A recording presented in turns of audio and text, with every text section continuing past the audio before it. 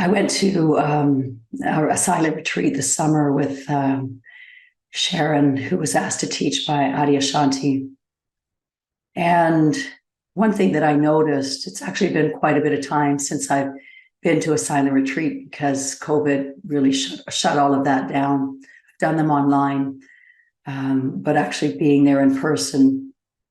And one of the things that I noticed is that whereas it used to take me sometimes days to drop into quiet, into the silence that I was seeking, I found that on that particular retreat, within the first meditation, I was there. And as I reflect on that,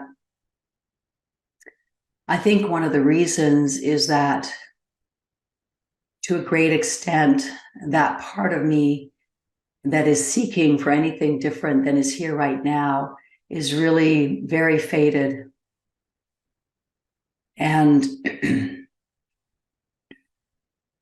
so sometimes the seeking itself is what prevents us from dropping into presence and to peace. So, we're all seekers in some way. Many of us may call ourselves spiritual seekers, or people might say to us, well, what are you looking for? What are you seeking for with all this spiritual stuff? But the truth is all human beings are seeking in some way. Maybe not when they're really young. Babies are just enjoying, and of course they go for a breast or they go for a toy, but it's a natural expression of their soul. It's a natural expression of their pure energy.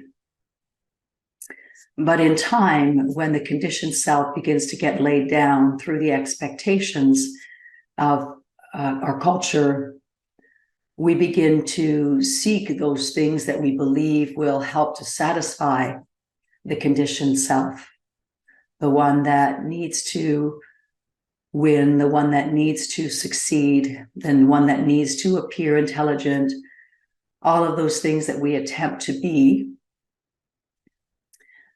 that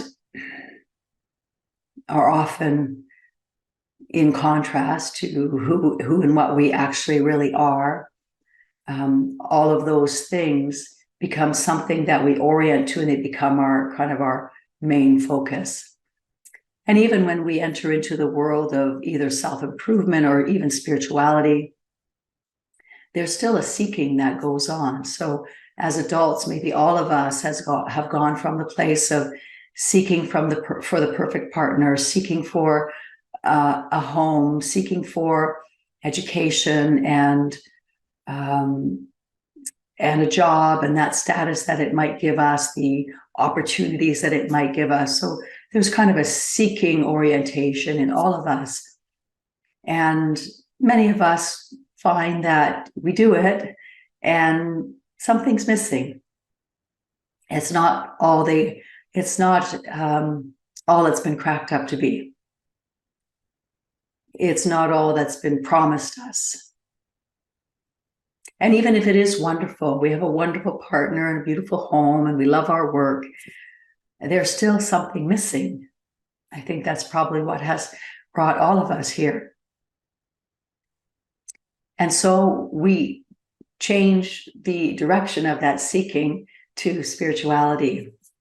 And we seek through teachers and books and courses and practices and plant medicines and breath work, all the things, right? And there's nothing wrong with that, of course. But one of the things that I notice is that if the attitude going into any of these things is about looking for something that's not already here, it actually takes you further away from the peace, the perspective, the wisdom, the love, the joy that is really what we're seeking. I think ultimately we're seeking our true selves. It just gets distorted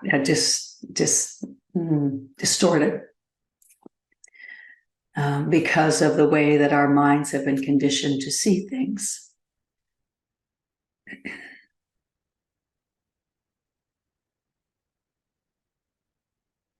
So just, connecting with your own experience right now and just opening to any kind of energy of seeking that might be here in you, seeking for a better state, seeking for relief from some kind of energetic discomfort or emotional discomfort that you're feeling.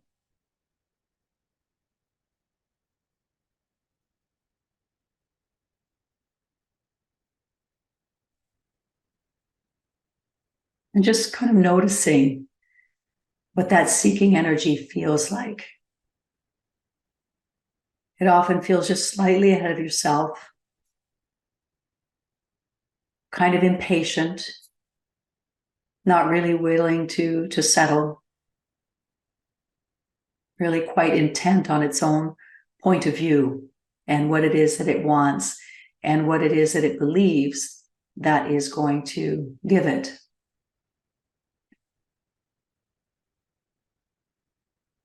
So I think the first thing is to meet this seeker energy, to notice what it feels like in the body. It's going to be slightly tense because it's not quite happy in this moment. Something needs to change, right?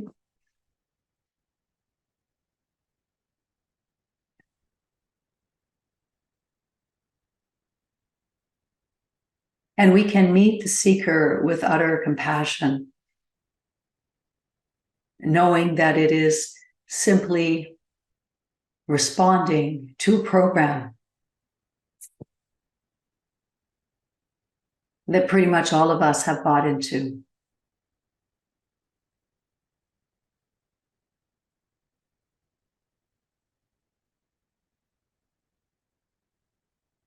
And the seeking can be sort of a positive way of making this moment okay, knowing that we're doing something to create a better moment in the future. And it's usually a place that most of us start with.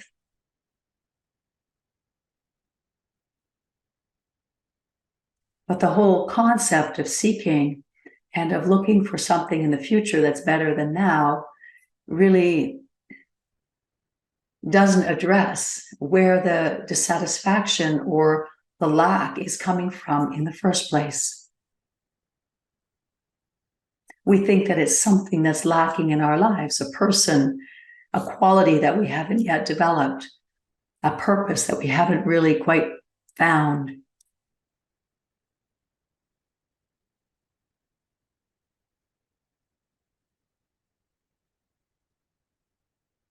Because that's what we've been told.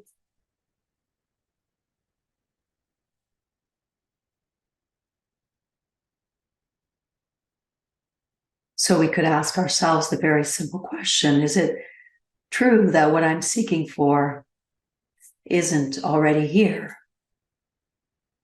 And you could say, well, yeah, I don't know what my purpose is. I don't have, a wonderful partner in my life. But my encouragement there would be to reflect on, what will it feel like when this, or what do you imagine it might feel like when you're aligned with your purpose? What do you imagine it might feel like when you have a beautiful partner in your life? And that's something we can do right here, right now. We can either visualize it or just kind of turn back towards the place from which we're seeking. Because if we can seek for that beautiful partner, it's because we already know what the feeling would be, what the feeling is. If we are seeking for that purpose, the seeking is coming from here, and then we just fall into that habit of looking out there. So we can turn back towards that which is seeking and notice the feeling that is want to be fulfilled with that outside thing. And this can be a very potent contemplation.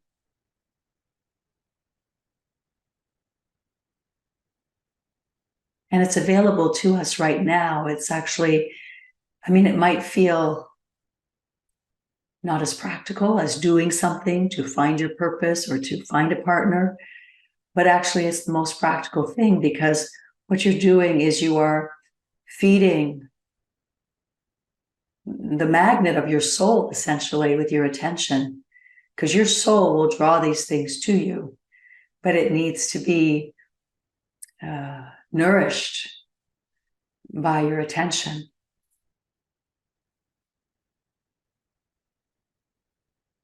And so as you turn your attention back towards what likely is sitting in your heart,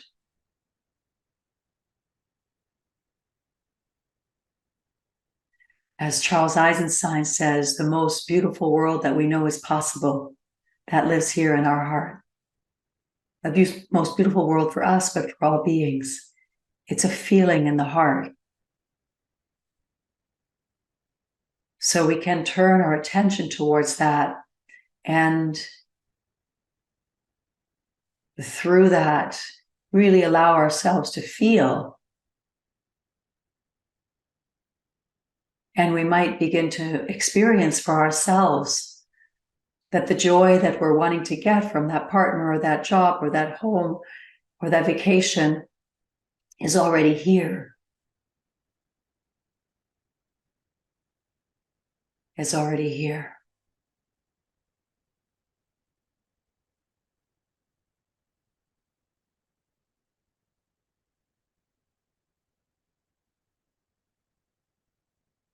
So notice as we all bring our attention together towards this place that is common to all of us, this place that knows the most beautiful world that is possible, knows that feeling.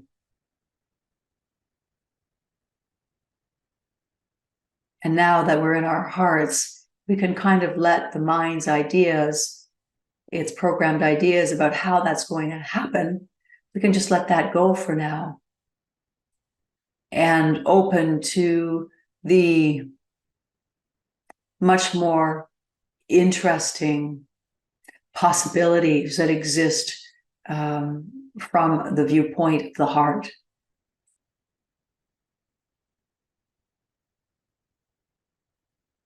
The mind is actually quite limited in what it can imagine for us. The mind thinks about the most beautiful world possible, that we know is possible. It will come up with what it knows. But honestly, that is just so small and limited. So we really have to let our hearts take the helm here and let that light in the heart be our compass.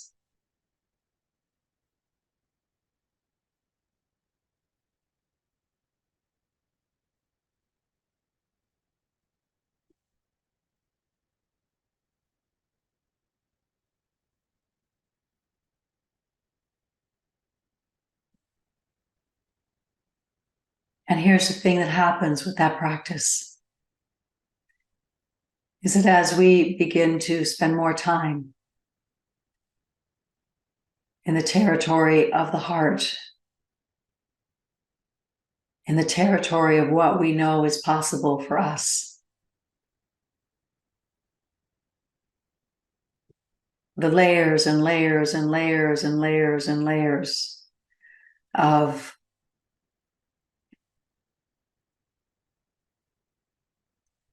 false self begin to get burned off.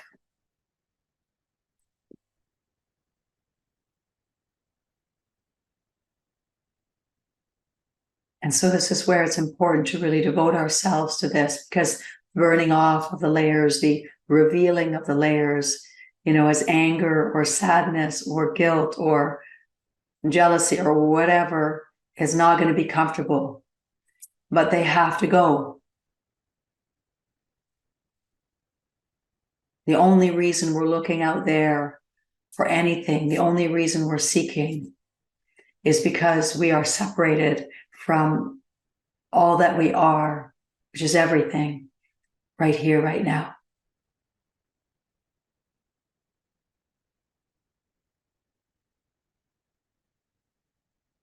So maybe this weekend, this time together and your dedication has burnt off some layers. And so there's been tears, maybe there's been discomfort, anger, who knows? Rejoice.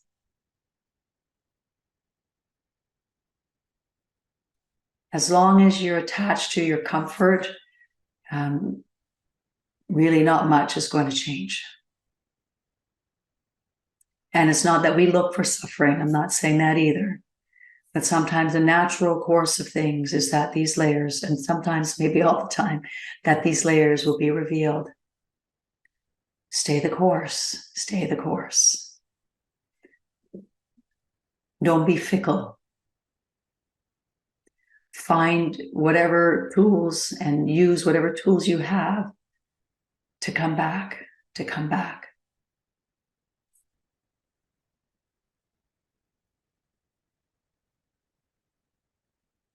So, when I think about how the seeker kind of disappeared in me, I'm not quite sure how it happened, honestly.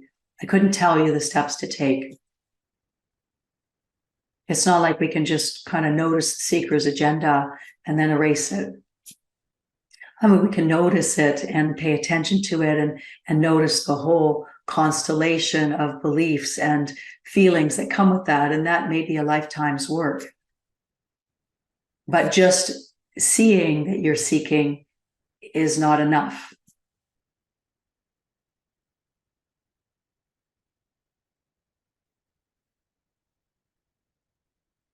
I mean, I could think about some possibilities of why that seeker has kind of been disarmed over here.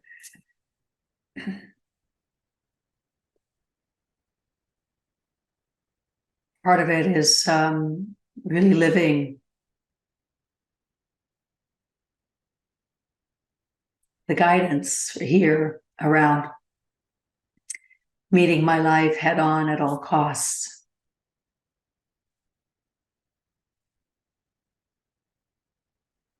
And recognizing that even in the most difficult, challenging times in my life, I experienced for myself that freedom was available, that joy was available. So we have to use these tools and these practices, maybe even more so when life is challenging, which is usually when we let them go. I just have to fix all of this stuff first, and then I'll get back to the spirituality. But it's actually when life is most challenging that these tools are really the most important. The most important. This is really where, where the darkness is where it's easiest to find the light, right? If you put a candle in a bright room, you might have a hard time finding it. But if you put a candle in a dark room, you're going to find it quite easily.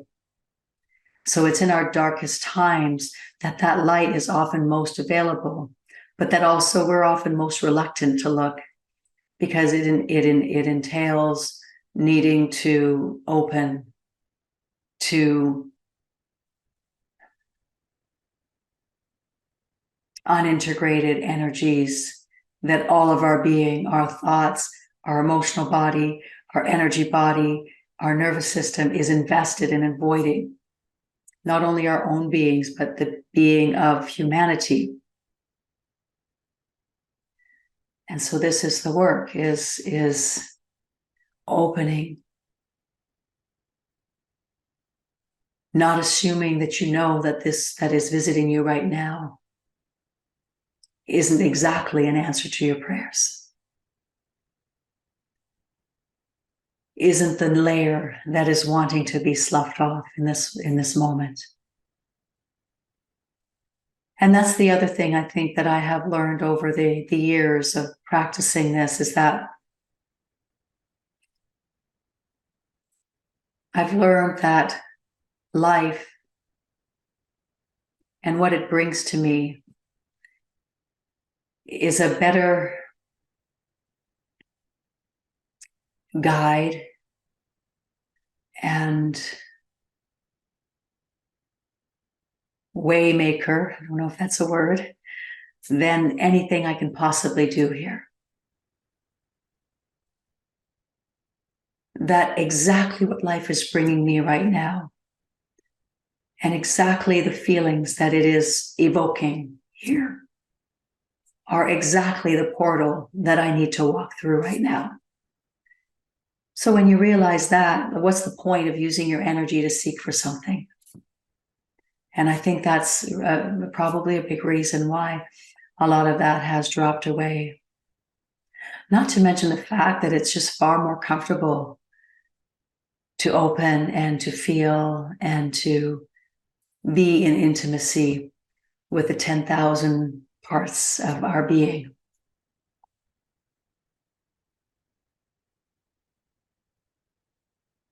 Some of you were expressing that yesterday, that we get to experience that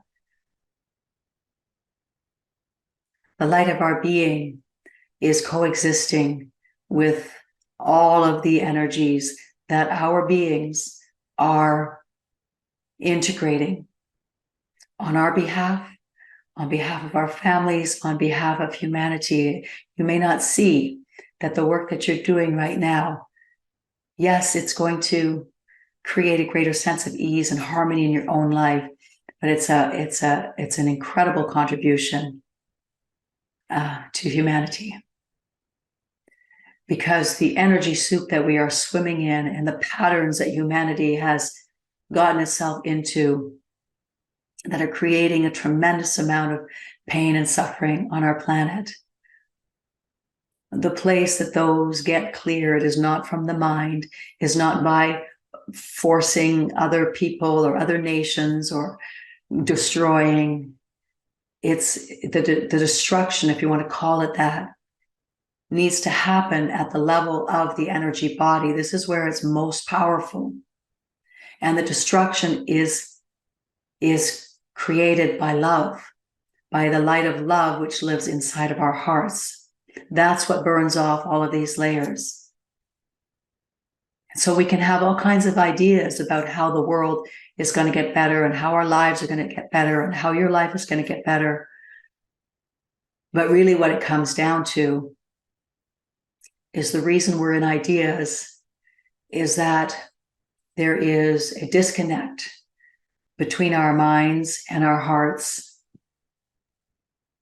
And in order for our hearts and minds to become one, we really need to allow those layers that have put themselves between the mind and the heart to allow those layers to clear like clouds parting so that they can be in harmony.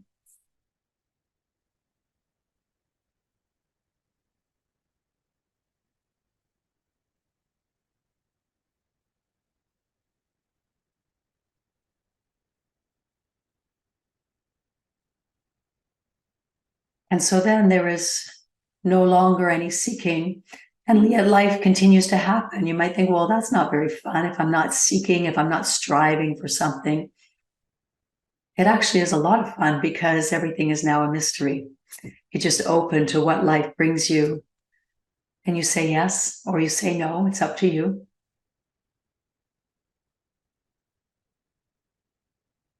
And all kinds of surprises can come your way.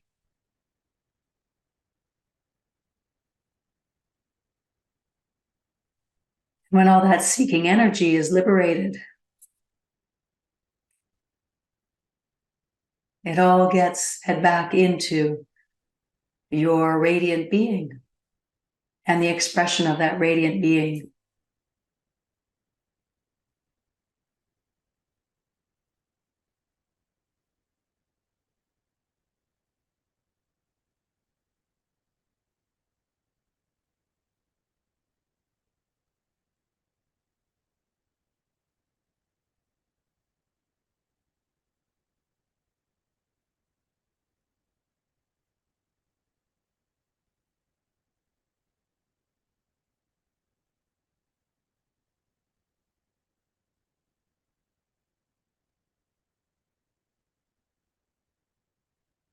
And then when you act in your daily life, when you do things,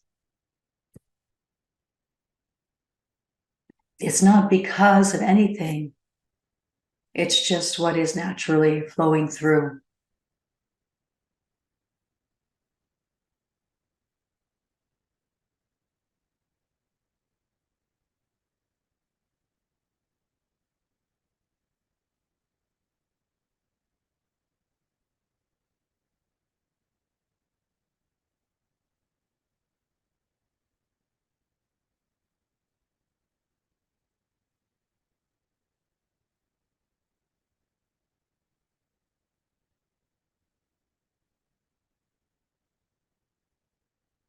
And it's natural that the mind is going to balk a little bit at this because it's been in control for so long. It's not going to want to relegate this very easily, and it doesn't have to. We don't have to wrestle it into aligning with the heart, because on some level it's already aligned. So again, it's not about adding anything. It's more about sloughing off. And life takes care of that. It just makes it extremely obvious. What is the layer that is wanting to be seen, that was wanting to be liberated? It's the one that's here right now.